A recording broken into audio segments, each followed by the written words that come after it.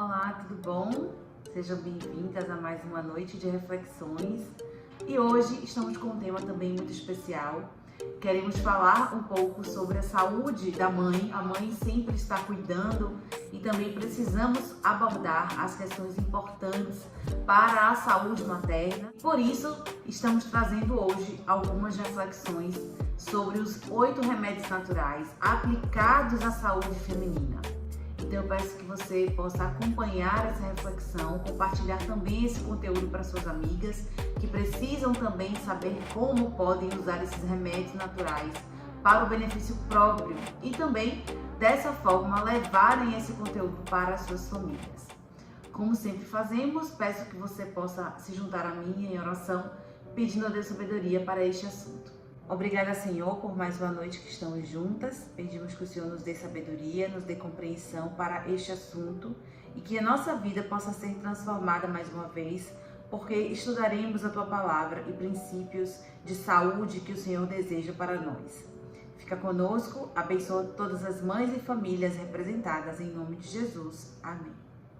Então, de que maneira os 8 remédios naturais podem ser utilizados para melhorar a saúde da mãe, a saúde da mulher? As principais queixas femininas, elas estão ligadas a cansaço, fadiga, indisposição, dores corporais e também queixas relacionadas a aspectos emocionais como ansiedade, estresse, o próprio cansaço também mental é relatado por muitas mães. E a gente pode pensar de que forma esses remédios naturais podem ajudar. Nesses artigos, eles apontam que pode melhorar o sono, a sensação de felicidade, também a tranquilidade. E tudo isso está relacionado tanto para aspectos físicos como para aspectos emocionais também. 100% das mulheres investigadas nesse estudo apontam que todas elas tiveram melhoras em todos esses domínios físicos e emocionais, citando novamente. E também relataram melhor capacidade funcional, além de relatar grande melhora nas dores corporais. E essas dores geralmente são difusas, então são dores articulares, dores musculares, que repercutem no corpo inteiro essa sensação de cansaço e fadiga. Aí a gente pode pensar, qual seria o primeiro recurso natural que pode auxiliar justamente nessas queixas? Precisamos começar falando da água. A água também pode ser usada de forma ingerida ou através de fontes externas, que pode ser através de banhos de imersão do corpo todo ou partes do corpo, como por exemplo membros, né? Ou através da aspersão também, ou seja, as duchas que podem ser quentes ou frias também. E quando a gente fala da água, existem estudos que apontam que depois da exposição do corpo da mulher a esse recurso, ocorrem respostas adaptativas, ou seja, respostas que são específicas para a exposição deste recurso natural. E quando o corpo está submerso entre 30 a 40 minutos ou parte do corpo está submerso, existem mudanças dos padrões cardíacos, respiratórios, também metabolismo, sugerindo que haja então uma taxa de mudança de certas substâncias que são circulantes pelo corpo, tá? Então isso traz sensação de maior felicidade, sensação de tranquilidade, aumenta os índices de qualidade de vida, tanto por aspectos físicos e emocionais, como pela capacidade funcional, porque melhora a questão da dor e aí melhora também a questão funcional, da funcionalidade do dia a dia. Esse é o primeiro recurso que eu gostaria de abordar aqui para vocês. Se continuarmos pensando em soluções práticas para justamente ajudar as mulheres na questão da fadiga, indisposição e cansaço excessivo, o que mais podemos pensar? Podemos então refletir se a respiração correta é uma prática que todas as pessoas dominam, sim ou não? Não, estudos mostram que a maioria das pessoas não consegue respirar num padrão adequado. Aí você pode pensar, mas respirar não é só puxar o ar e soltar o ar? Teoricamente sim, mas existem padrões respiratórios que podem ser utilizados, inclusive, na prática clínica de profissionais para a melhora de questões como ansiedade e depressão. Sim, além das medicações que podem ser utilizadas para esses quadros, quando forem prescritas por médicos, também pode ser utilizado recursos naturais, como padrões respiratórios, para melhorar essas questões. Essas pessoas que têm essas tendências a terem, por exemplo, a depressão, elas tendem a hipoventilar, ou seja, existe um aporte reduzido de oxigênio e também isso é prejudicial para todo o seu corpo, não apenas para as questões de cunho emocionais. Esses estudos mostram que a contenção na respiração é questão de tentativa de reprimir emoções características muito comuns em pessoas que têm essa tendência. E isso causa esse padrão de hipoventilação, que não é benéfico, não apenas para a questão do padrão respiratório, como também para a questão de outros órgãos, outros tecidos corporais. As pessoas que têm, por exemplo, em contrapartida, tendências à ansiedade, elas tendem a hiperventilar. A hiperventilação gera também uma respiração superficial e curta, onde as trocas gasosas não acontecem de maneira satisfatória, não há tempo para essa troca gasosa de maneira adequada. Isso também gera uma diminuição do aporte de oxigênio, levando a essas repercussões sistêmicas, ou seja, no corpo todo. Então, se a gente pensar na respiração correta, e falando agora do ar puro como esse recurso natural, a gente precisa relembrar que o que é o padrão respiratório? É a expansão torácica na sua maior totalidade e também o movimento abdominal. Então, o movimento é tóraco-abdominal, onde nós temos que ter a expansão torácica e também do abdômen. E isso para que possa existir espaço para os pulmões se expandirem e conseguirem realizar mais trocas gasosas, porque quando for uma maior área do pulmão exposta ao oxigênio, melhores serão então os aportes desse gás para todo o organismo. E isso faz com que a pessoa que tem as tendências a respirarem por hipo ou hiperventilação, elas possam adequar essa expansão torácica e, consequentemente, melhorarem as trocas gasosas, levando assim mais oxigênio para todo o corpo. Quando pensamos também na questão nutricional e como ela pode ajudar as mulheres, por exemplo, as mulheres geralmente têm queixas recorrentes de cefaleia ou dor de cabeça. E se a gente abrir aqui um manual nutricional, está publicado na base de dados Cielo, diz aqui que a cefaleia vai se aplicar a vários grupos de síndromes clínicas. E essa patogênese de dor pode estar relacionada a várias origens. Dentre delas, existem então recomendações que vai ajudar de uma forma ampla, não especificamente para tipos de cefaleias, mas para quase todos os tipos. Isso daqui, essas recomendações são válidas. Orientação para evitar alguns condimentos, alguns tipos também de alimentos. Dentre eles fala por exemplo, evitar alimentos com alto teor de glutamato monossódico. Esse glutamato monossódico ele está inserido em vários alimentos que, por exemplo, são aqui caldos que são prontos, os enlatados, alimentos fritos, como também a maionese, comida congelada geralmente também tem, e uma proteína animal hidrolisada.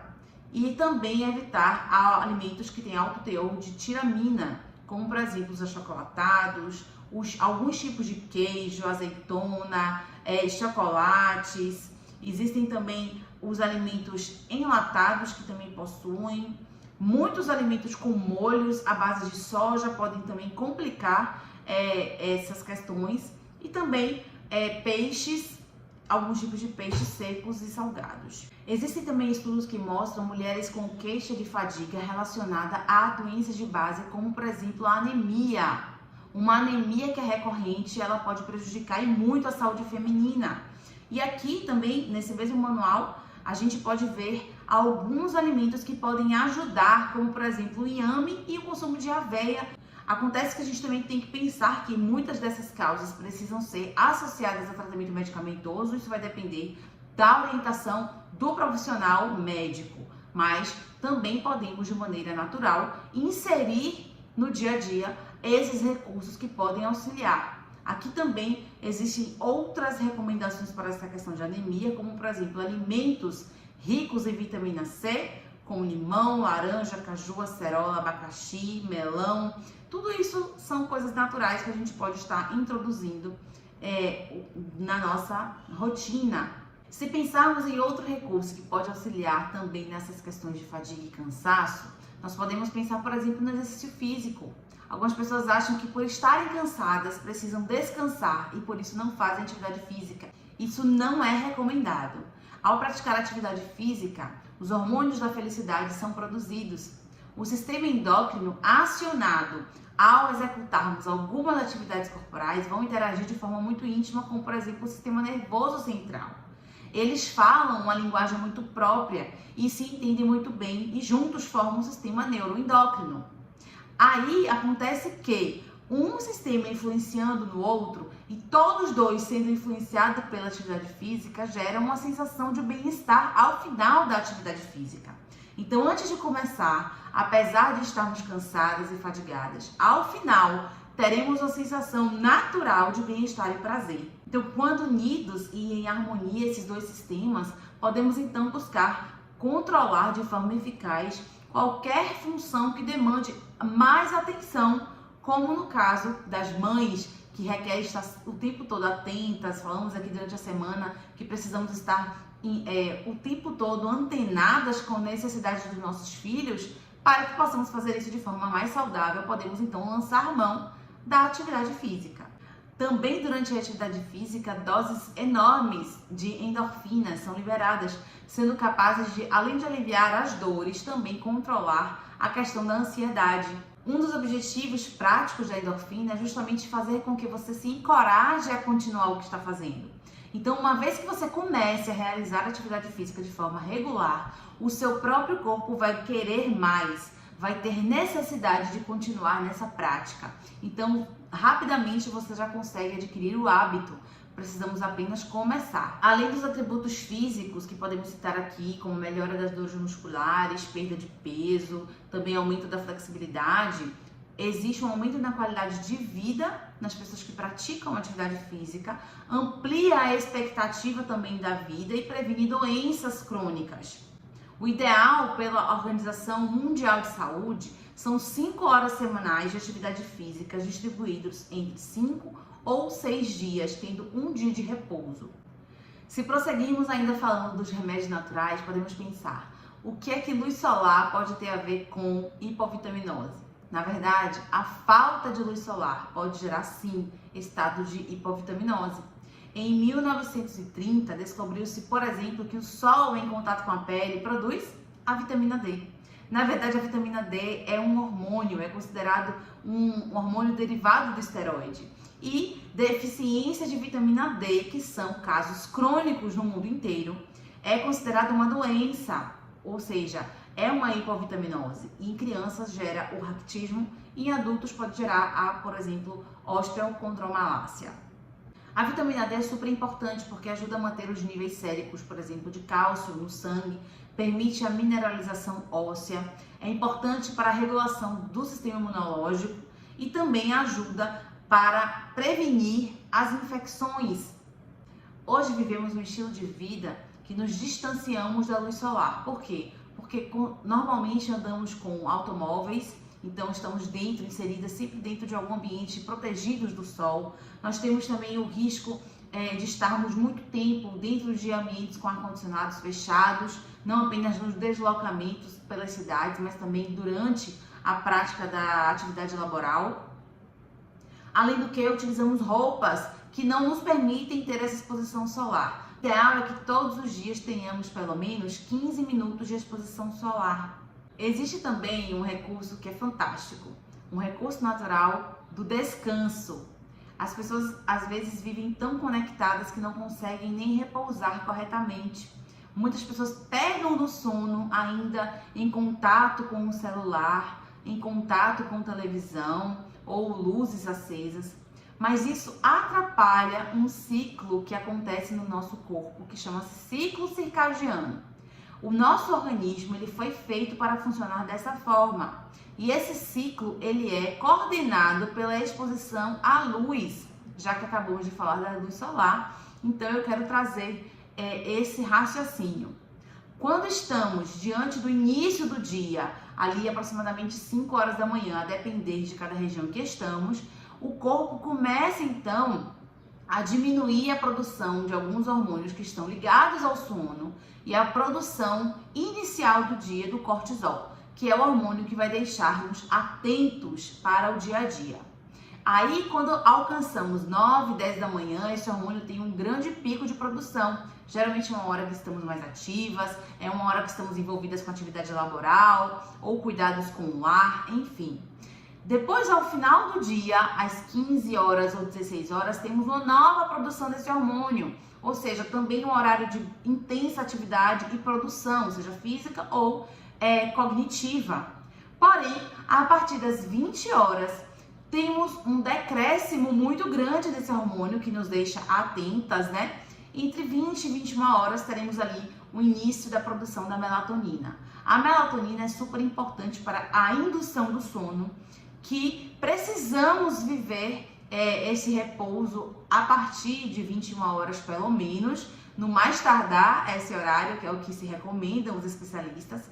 Por quê? Porque quando prolongamos o período de sono, o que acontece? A melatonina vai entendendo que você não está entrando em repouso e, consequentemente, empurra o horário da produção do hormônio do crescimento, que geralmente acontece meia-noite, entre meia-noite e 2 horas da manhã. E esse hormônio do crescimento faz o reparo celular. Além de nas crianças, obviamente, compor a questão do crescimento corporal, né, ósseo, muscular, enfim, de todo o corpo, esse hormônio do crescimento é o que faz o reparo tecidual, ou seja, as nossas células durante o dia, quando expostas a situações de risco, quando expostas tanto a patógenos ou questões também que podem trazer uma debilidade celular, durante a noite é que essas células passarão por uma recomposição. Células que estão danificadas serão então, talvez, né, a depender do tecido, vão ser completamente eliminadas. Outras células serão reparadas e isso acontece durante o sono. Precisamos então da melatonina no horário certo, precisamos do hormônio do crescimento no horário certo para que haja tempo. Então, entre meia-noite e 2 da manhã, ainda temos tempo até as 5, 6 da manhã, onde o sono será interrompido normalmente, como eu disse, a depender da região que estamos vivendo. Então, precisamos dessas horas de sono para que exista então o reparo do nosso corpo. É durante o sono que somos então novamente transformadas por Deus nas questões mais básicas da biologia humana. Então precisamos pensar no repouso como algo importantíssimo. Sem citar também aqui o repouso semanal. Como eu falei na questão da atividade física, a recomendação é que tenhamos 5 a 6 dias de atividade física, mais tenhamos de repouso. E Deus já nos deu esse dia de repouso, que é o sábado, está lá em Êxodos, capítulo 20, a partir do verso 18. Para finalizar, vamos falar sobre 2 remédios. Um está ligado com o domínio próprio e o outro com a confiança em Deus. O domínio próprio também pode ser traduzido como uma questão da disciplina. Grande pode ser o poder de influência a não conduzir a mente a assuntos elevados e nobres, acima das baixas condescendências sensuais naturalmente buscadas pelo coração não renovado pela graça. E aqui ela cita que melhor, citando Provérbios 16:32, é o longânimo do que o valente, o que governa o seu espírito do que o que toma uma cidade. E aqui finaliza dizendo, ele venceu o próprio eu, o mais forte inimigo que o homem tem a enfrentar. Então eu quis colocar esses 2 por último justamente porque é uma batalha que não conseguiremos sozinhos. Como vimos no primeiro dia, fruto do espírito também está relacionado com o domínio próprio. Deus nos concede esse domínio próprio através da nossa relação com Ele, através da nossa entrega a Ele. Tenhamos então esse domínio próprio, essa disciplina pessoal de colocarmos o coração e a mente, o corpo, na direção correta e não apenas na direção que o próprio corpo ou a mente queira tomar. Então, esses 2 últimos remédios, eu queria pontuar para vocês que um caminha em direção ao outro. os dois caminhos de mãos dadas, consequentemente. E podemos pensar então, quais áreas da vida precisamos mais ter domínio próprio? Também citando alguns textos do Espírito de Profecia, podemos pensar que precisamos ter temperança ou domínio próprio ao comer. Também podemos pensar na temperança sexual. Citamos ontem sobre a necessidade de recriação, uma nova visão através deste assunto, que seja recriado por Deus, a nossa mente então direcionada para aspectos saudáveis da sexualidade, o domínio próprio está relacionado. Também precisamos buscar temperança no falar, precisamos buscar assuntos que nos elevem, que nos edifiquem e também refrear a língua. Muitas vezes o silêncio, ele é eloquência. Podemos então pensar de que forma alcançar tamanho domínio. Podemos então confiar em Deus. Confiar que Deus nos dará esse domínio e também confiar que Ele nos proporcionará o acesso a esses outros recursos. Basta também que nos coloquemos à disposição, porque Deus coopera com o humano em áreas que nós não podemos atuar. Eu gostaria de finalizar a nossa reflexão pensando justamente nesse aspecto. Tudo que falamos durante essa semana nos reporta a essa confiança no Senhor. Somos mães porque Deus nos deu essa capacidade. E além dele nos doar a capacidade de gerar, de nutrir, de sermos mães, cumprirmos a função, planejarmos essa maternidade, adaptarmos ela, comunicarmos amor, viver uma relação de segurança com nossos filhos e também uma mudança nas questões dos pensamentos acerca da sexualidade, que está altamente relacionada à nossa educação também dos nossos filhos, nós podemos pensar: Deus nos concede os recursos necessários para alcançarmos êxito na maternidade. Assim como diz a última epístola de João, no capítulo 1, verso 2, ele diz: amados, faço votos por sua saúde.